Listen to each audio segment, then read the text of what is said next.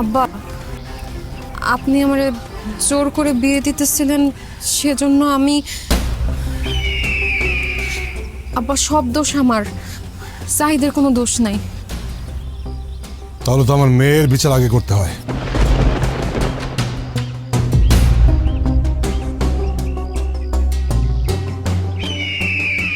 সন্তান ভুল করছে, তাই বলে কি বাবা হয়ে আপনিও ভুল করবেন চাচা?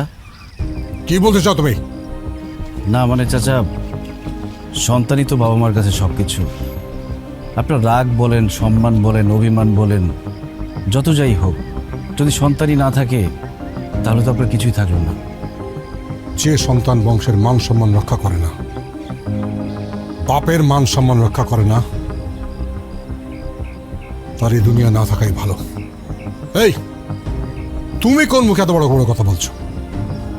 তুমি তো কালকে আমার মেয়েকে লুকিয়ে রেখে মিথ্যে কথা বলেছিলে।